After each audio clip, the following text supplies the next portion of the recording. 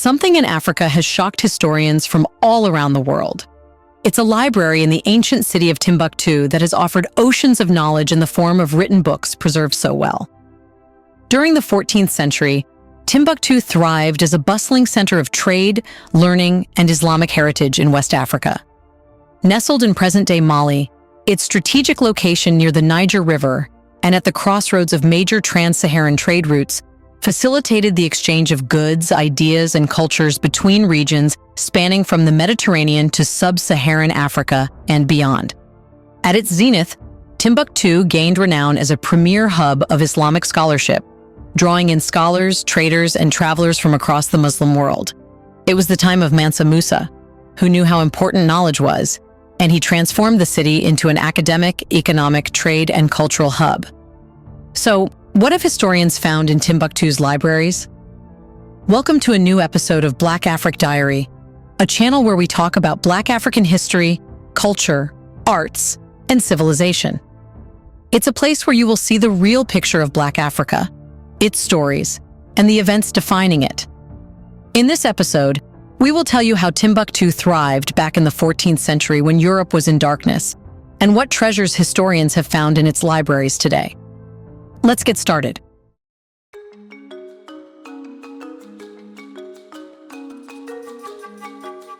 In 1352, Europe grappled with the Black Death, which devastated Europe.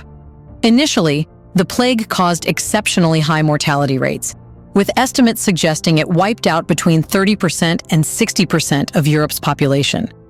This immense loss of life echoed throughout society, the economy, and culture, leaving a lasting impact.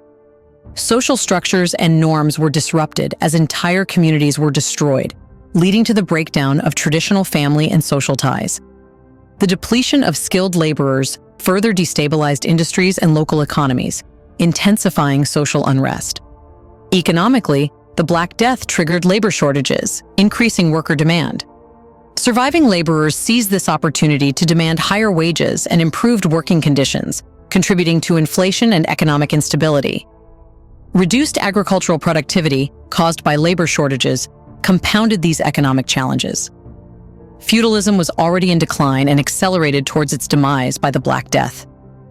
As the labor force diminished and peasants gained greater bargaining power, feudal lords struggled to control their lands and serfs. This erosion of the feudal system paved the way for a more fluid social and economic order to emerge. All in all, Europe was in decline. During this time, a seasoned explorer traveled to one of the era's most renowned cities, Timbuktu.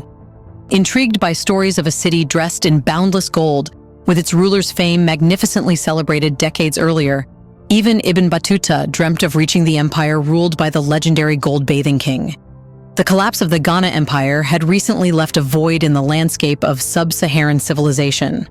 From this chaos emerged the Mali Kingdom, relentless in its mission to revive trade routes between North and South, from the medieval bastion of Morocco and the Mediterranean to the expanses of the West and East, reaching Sudan, Egypt, and beyond. The ruler of this land was Mansa Musa. Long before his famed pilgrimage to Mecca, Mansa Musa had proclaimed Mali's wealth to the world, earning him the distinction of being the richest man to have ever lived. While he's often remembered for triggering hyperinflation in cities along his route, Mansa Musa's legacy surpasses mere acts of generosity. He triggered inflation by distributing large amounts of gold in cities along his route, causing gold to lose its value. A cunning military tactician, he spurred an urban revolution in the Mali Empire, creating new cities. Timbuktu rose as a testament to Mansa Musa's might, radiating luxury and attracting scholars from distant lands.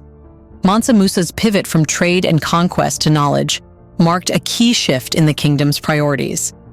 The manner in which he amassed one of the most extensive libraries known to humanity on the desert's southern fringe, and why he transformed Timbuktu into a hub of learning and research remains a riveting chapter in African history.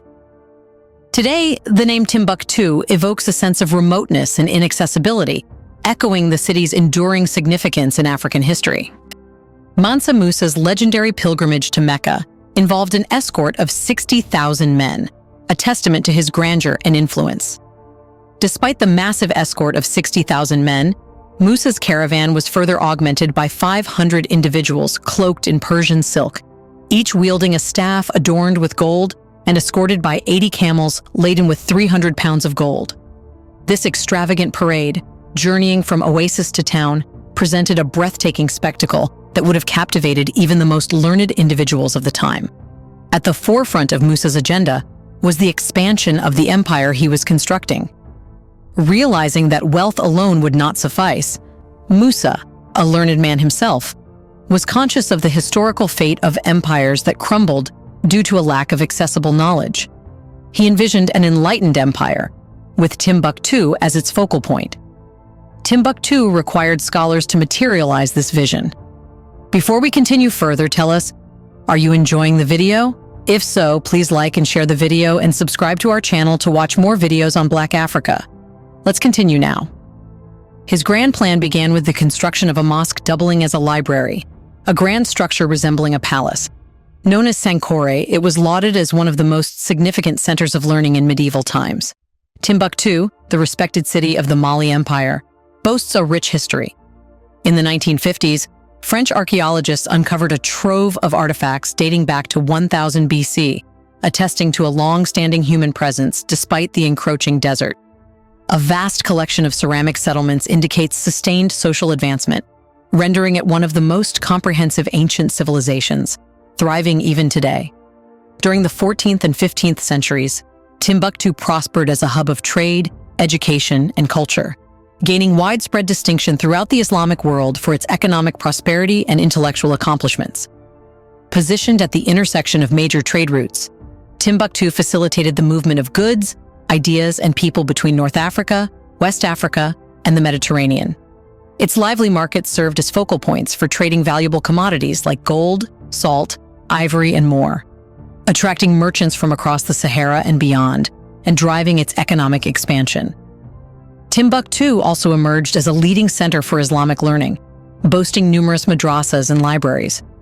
Home to esteemed scholars, theologians, jurists, and scientists, the city made significant strides in various fields such as astronomy, mathematics, medicine, and literature. The University of Sankore, established in the 14th century, stood as a respected seat of learning, drawing students and scholars from distant lands. The city's architectural landscape reflected its cultural and religious significance, with landmarks like the Great Mosque of Djingareber showcasing Timbuktu's architectural prowess. These mosques served as vital hubs for religious observance, education, and community gatherings, reflecting the diverse cultural and religious composition of the city. Timbuktu's diverse population, including Arabs, Berbers, Tuaregs, Songhai, Fulani, and other ethnic groups, enriched its social fabric and cultural vitality.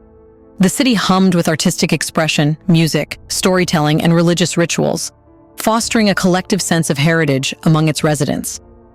Moreover, Timbuktu's libraries housed extensive collections of manuscripts in Arabic and local African languages, preserving knowledge in theology, philosophy, history, and poetry. To highlight the magnitude of Sankore University, it reportedly possessed the largest collection of books in Africa since the Library of Alexandria, totaling 700,000 manuscripts, exceeding its Egyptian counterpart. The libraries in Timbuktu have preserved a diverse assortment of manuscripts, acting as guardians of the city's rich intellectual and cultural legacy. These manuscripts span a wide range of subjects, including theology, philosophy, history, literature, mathematics, astronomy, medicine, and more. While many of these writings are in Arabic, the primary language of scholarship in the Islamic world, others are composed in indigenous African languages, such as Songhai, Fulfulde, and Tamashek. Within Timbuktu's manuscript archives, various themes come to light. It includes religious texts, like copies of the Quran and other Islamic religious texts, along with interpretations, legal treatises, and theological works written by Islamic scholars. What's more, Timbuktu's libraries house manuscripts on astronomy, mathematics, and medicine, showcasing the scientific expertise of scholars in the region. They also include manuscripts documenting the history of Timbuktu, the Mali Empire, and other regions of West Africa. There are even manuscripts on poetry, epic narratives, and literary compositions in both Arabic and local languages. Legal texts, land deeds, and administrative records provide glimpses into the legal and bureaucratic structures of medieval West African societies, shedding light on governance and land management systems. In Timbuktu, books held significant prestige, with a family's wealth often measured by its manuscript collection. When unable to obtain manuscripts, families painstakingly reproduced and copied them due to the absence of printing presses. This method served as the primary means of circulating popular manuscripts, flourishing in Timbuktu. Many private libraries still preserve invaluable manuscripts from the corrosive effects of time and human interference. Another notable aspect of the Timbuktu manuscripts is their early portrayal of the spherical shapes and intricate movements of celestial bodies, including the Earth, preceding Galileo and Copernicus by 2 centuries. Supported by numerous books dedicated to celestial calculations, these manuscripts highlight the advanced understanding of astronomy among African scholars, echoing the transmission of knowledge from the Nubian Kushite civilization complex to the Greeks. Some books even offered advice to men on reclaiming their wives, a significant theme at a time when women's rights were hardly acknowledged in Europe. However, this isn't surprising, as these traditions of gender equality likely persisted since the time of the Kemetic civilization, where women's rights and participation in all aspects of society were extensively documented. However, it should be noted that throughout its history, the Timbuktu manuscripts have endured multiple attempts at eradication. Nonetheless, Malian conservationists have always collaborated with local families to conceal the manuscripts until they could be relocated to a secure location in the capital, Bamako. These are the same families who have repeatedly risked their lives throughout history to safeguard their valuable African heritage. Did you know that Timbuktu was the center of world knowledge back in the 14th century? Isn't it true that the West hides this history to prove that Europeans were always ahead of everyone? In the comment section right below, share your thoughts on the 14th century Mali Empire, which was the wealthiest in the world. Do you want to watch more videos like this one? If so, subscribe to our channel and press the bell icon next to it.